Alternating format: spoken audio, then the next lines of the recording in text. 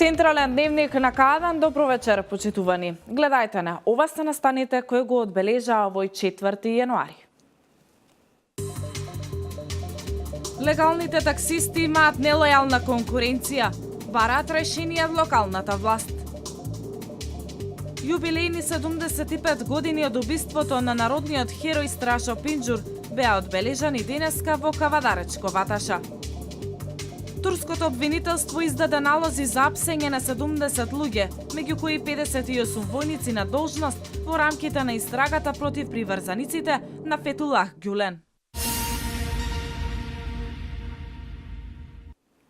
Нелојална конкуренција, узурпирани и неодбележани паркинг места, инспекцијски и сообраќајни контроли. Ова се темите на кои разговараа денеска представници на автотакси превозниците, раководителот на одделението за инспекцијски надзор во локалната самоуправа, представникот СВР Велес и градоначалникот на Велес Аце Козевски. Тој на средбата порача дека сега е најдобар момент да се воведе ред во такси превозот. Коцевски на присутните представници на Сдруженијето на автотакси превозници им понуди соработка и безрезервна поддршка. Димче Димов е таксист веќе 15 години. Вели дека сите овие години еден проблем постојано е присутен – нелегалните таксисти. Тој тврди дека нелојалната конкуренција го уништува нивниот бизнис. Моите месечни давачки се 10.000 денари. Годишно се 120.000 денари. Значи, јас како легален 120.000 денари давам секоја година, додека некој што до мене си работи како мене, не дава. Сега тие 2000 евра тој си ги инвестира во возила, во подобар живот. Тука губиме ние, легалните, и државата губи. Нема придонеси, нема придонеси за здравство, за школство, за било што. Значи. Илустративно 2000 евра тие загубата годишно. 15 години сум таксист, по 2000 евра до сега имам дадено 30.000 евра, што некој ги нема дадено. Во Велес, според последните информации, бројот на легални таксисти е помал во однос на нелегалните. Низ Велешките улици се движат околу 300 такси возила, а само 130 имаат лиценци. Помош во решавањето на овој проблем од локалната власт бараат легалните таксисти. Тие на средбата со градоначалникот Коцевски повторно го актуализира и прашањето околу узурпацијата на такси стојалиштата. Проблемот наш во такси превозот е значи нелојалната конкуренција и такси станиците што не ни се слободни, тоест нашите работни места. Не можеме да паркираме и вечето е хаос околу тој дел. Денеска, значи, градоначалникот даде едно ветување дека од страна на инспекцијскиот орган дека ќе пристапат повеќе да интервенираат на терен, значи ќе уклучат во втора и во трета смена да испаѓаат. Барањата на таксистите се реални. Општината застанува за нивна страна, вели градоначалникот Коцевски. Ние се обврзавме да правиме почести контроли, не само преку ден, туку и во попладневните и во ноќните часови, и се обврзавме да обезбедиме и хоризонтална и вертикална сигнализација, обележување на такси постојките кои сега се сериозно узурпирани од дивите такси превозници и од други учесници во сообраќајот. Министерството за внатрешни работи се обврза исто така да прави редовни поинтензивни контроли, најнапред да предупредува, не веднаш да казнува, после тоа да има сериозни казнувања. Коцевски најавува дека планира преку ЗЕЛС да се направи кампања за подигнување на јавната свест за уредувањето на состојбите во такси превозот. Во кампањата би требало да се вклучи и Републичкиот совет за безбедност во сообраќајот, Автомотосојузот, Сдруженијето на возачи, такси превозници и други релевантни фактори од оваа област.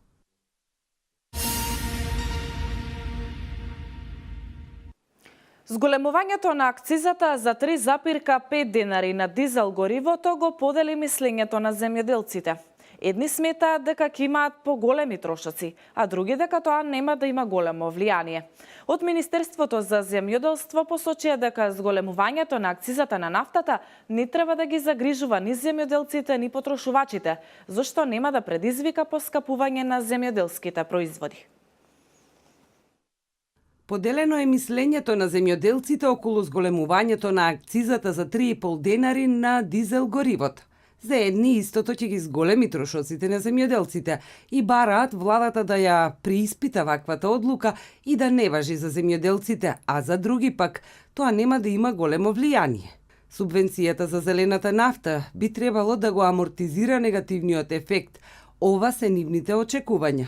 Земјоделците сметаат дека зголемувањето на акцизата ќе има негативни импликации, иако се уште немаат конкретни анализи.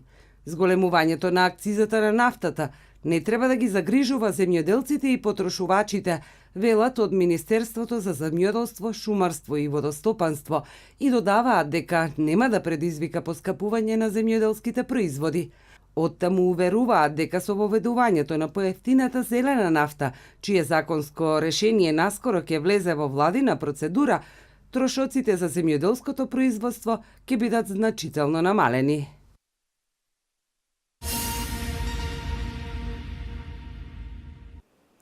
Лекови, облека, автоделови, фалсификати, уметнички слики, алати и друга стока биле запленати од Царинската управа во последните 2 недели. Валентина Михайловска со деталите. Царинската управа во текот на последните 2 недели од минатата година спречи 2 обида за криумчарење дрога. Во првиот случај спречен е обид за криумчарење марихуана во возило марка Мерцедес, со кој патувале 2 албански државјани. Во возилото е пронајдена околу 1 килограм растителна материја, а при тестирањето било покажано дека станува збор за марихуана. Возачот на возилото и дрогата биле предадени на Министерството за внатрешни работи за понатамошна постапка. Во втор случај биле пронајдени 5 таблети екстази. Од Царинската управа информираат дека се откриени и повеќе обиди за криумчарење разна стока, при што привремено се задржани лекови, облека, автоделови, фалсификати, уметнички слики и друго. Задржани се 48.352 парчиња разна облека со вкупна вредност од над 1 милион денари, 923 кутии со разни лекови наменети за македонскиот пазар, 7 уметнички слики и друго. Непријавената стока е привремено задржана, а против лицата е поведена прекршочна пријава.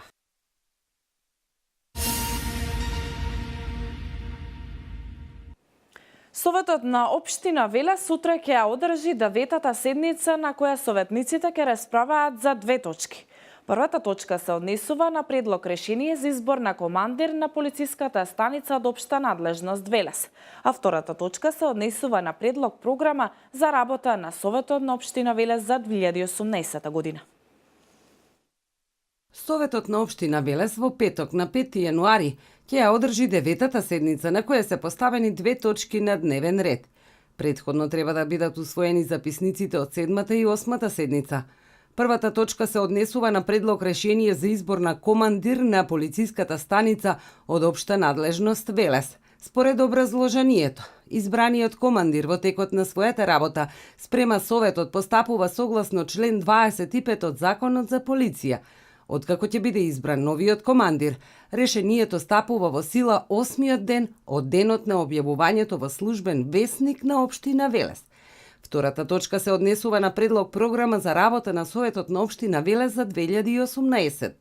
Основни цели на програмата за работа на Советот на општината за 2018 се програмирање на работата на Советот за тековната година, реализација на надлежностите, што со закон се ставени во надлежност на Советот, продлабочување на соработката со јавните служби, основани од општината, јавност и транспарентност во извршувањето на активностите за 2018 година.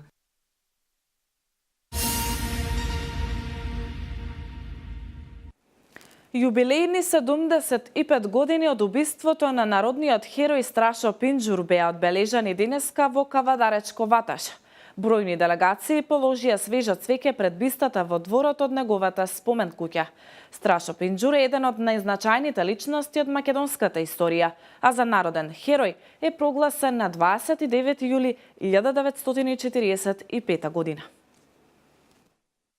Јас ќе умрам млад, а мојот гроб нема да се знае. Оваа реченица е запишана во дневникот на народниот херој Страшо Пинџур. Една од најзначајните личности од македонската историја, херој кој сведочи дека слободата со крв е платена. За таа цел денеска беа одбележани 75 години од грозоморното убиство, каде во скопскиот затвор бил на инквизиторски начин 2 дена мачен и тепан, изустувајќи ги зборовите "Зверови, јас сум Страшо Пинџур и тоа е доволно за вас". Во спомен куќата во Ваташа денеска пред неговата биста свежо цвеќе положија градоначалникот Митко Јанчев и представници од локалната самоуправа, советници од СДСМ и ВМРО ДПМН, представници од Сојузот на борци, од музеи, галерија и други граѓани. Ученици од гимназијата Добри Даскалов читаа извадоци од неговиот дневник, а за ликот и делото говореше Петре Камчевски, директор на музеј галерија Кавадарци. Роден е во Струмица на 5 март 1915 година, каде неговиот татко известно време работи како учител. Рано останува без родител, бидејќи неговиот татко загинува како војник во Првата светска војна кога Страшо има само 6 месеци. По премажување на неговата мајка, целата грижа околу неговото одгледување ја презема неговата баба Наца, на која ќе остане приврзан до крајот на неговиот живот. Се образувал во Ваташа, Кавадарци, Горни Милановац, Неготин крајна и Крагуевац, каде практично започна и неговата револуционерна дејност. Во 1939 година по негова иницијатива е оформена Комунистичката партија во Кавадарци заедно со Ѓошо Бојаджиев и Ристо Михов, а во 1940 година дипломирал на правниот факултет, меѓутоа поради неговата револуционерна дејност повторно бил уапсен и затворен во затворот во Ада Циганлија во Белград. Бил пуштен непосредно пред почетокот на Втората светска војна, потсети Камчевски. 1942 година, во втората половина е разбиен белешкиот партизански одред Димитар Влахов. Страшо Пинџур и Мирчо Ацев се испратени во Велес со цел да ја средат работата на партиската организација која што претрпела многу апсења. Во куќата на Јован Митрев, кај што биле сместени, најверојатно поради некоја провала, поради предавство, уапсени се и испратени во Скопскиот областен затвор. По 2 дена интензивно тепање и малтретирање, Страшо им подлегнал на повредите. За народен херој на Македонија, односно на Југославија, е прогласен на 29 јули 1945 година.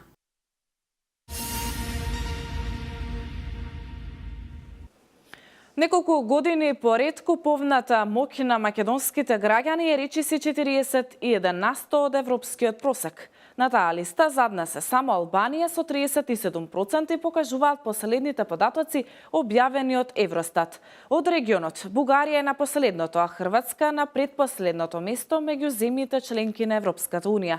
Куповната моќ на граѓаните на Турција е во постојан пораст, па тие се пред 4 членки на Европската унија и пред речиси сите земји од југоисточна Европа. Просечниот граѓанин на Турција според Евростат со 64% од просекот на Унијата има поголема потрошувачка од граѓаните на Унгарија, Романија, Хрватска, Црнагора, Бугарија, Србија, Македонија, Босна и Херцеговина и Албанија. Вестите од земјава. Со меѓународна потерница се бараат Никола Митревски, Александар Василевски, Младен Додевски, Дејан Давидовски и Митре Питроповски, објави на својата веб страница Министерството за внатрешни работи. Овие 5 мина државјани се бараат со меѓународна потерница на Интерпол во врска со настаните во Собранието на Република Македонија од 27 април минатата година. Досега тие се бараа само со домашни потерници. Судот во нивно отсуство им определи мерка притвор, а штом ќе бидат пронајдени, веднаш ќе бидат спроведени во истражниот затвор во Шуто Оризари.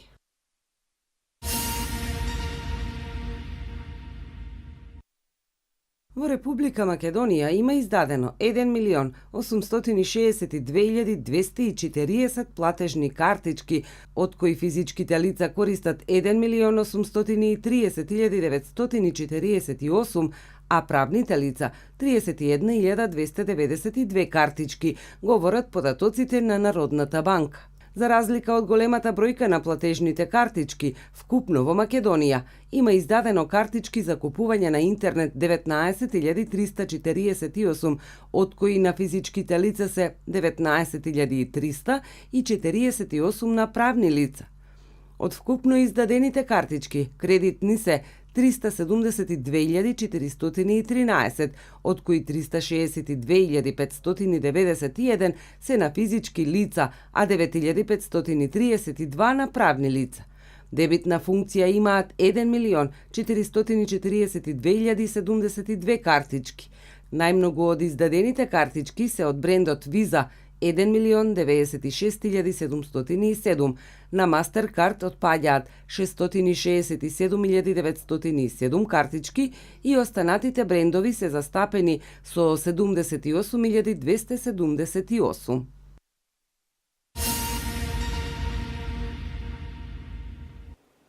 Во дворното место на хотел во близина на Солун пронајдена е рачна бомба. Повикана единица за отстранување бомби и по направената интервенција бомбата е предадена на грчката војска, која ќе се погрижи за контролирано истражување. Вестите од светот во продолжение. Нови налози за апсење издало турското обвинителство. Како што пренесуваат тамошните медиуми, обвинителството издало налози за апсење на 70 луѓе, од кои 58 се војници на должност. Тие се дел од истрагата против поддржувачите на Фетула Гюлен, кого турските власти го обвинија за организирање на неуспешниот воен удар во 2016 година. Безбедносните служби спровеле акција во 27 провинции. Најмногу внимание било посветено во провинцијата Конија. Ваквите активности во земјата станаа секојдневна работа, бидејќи од 15 јули 2016 година до сега приведени се нешто повеќе од 50.000 луѓе, кои сега чекаат судење, додека пак отпуштени или суспендирани од работа се околу 150.000 лица, за кои турските власти имаат докази дека биле вмешани во организирање на неуспешниот воен удар.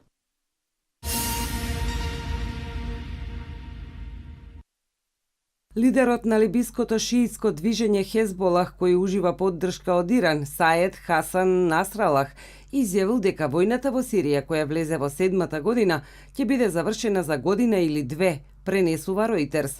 Се наведува дека во интервју за либиската проиранска телевизија Ал Мајадин, Насралах исто така рекол дека израелските напади на позициите на Хезболах во Сирија не успеале ниту ќе успеат да спречат оружјето да стигне до неговите борци. Reuters подсетува дека Хезболах и другите движења кои го поддржуваат Иран му пружаат поддршка на сирискиот председател Башар Ал-Асад од почетокот на конфликтот кој изби во 2011 година.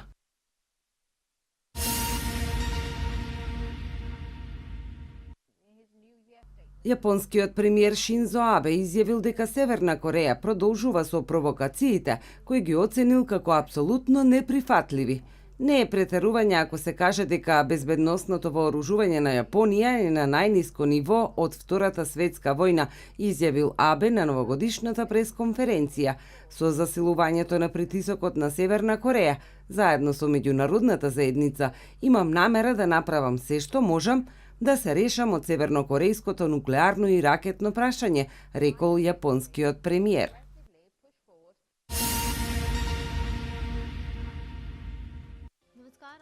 Најмалку 10 лица загинаа во пожар што избувна рано из утринава во фабрика за производство на чевли во местото Чернореченски во руската Новосибирска област, соопшти Министерството за воуредни состојби на Русија.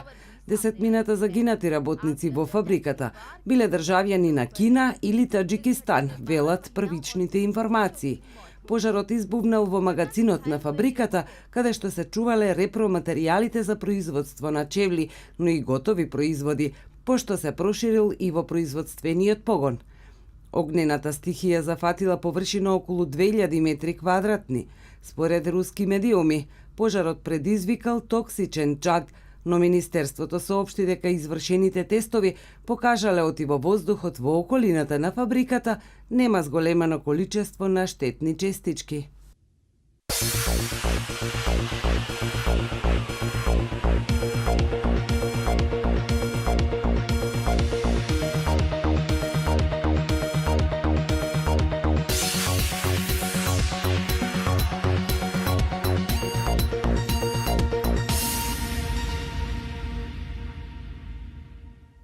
И И пред крајот на дневникот ви ги пренесуваме деталите за времето. Денеска имавме променливо облачно време, проследено со северозападен ветер и температура до 11 степени.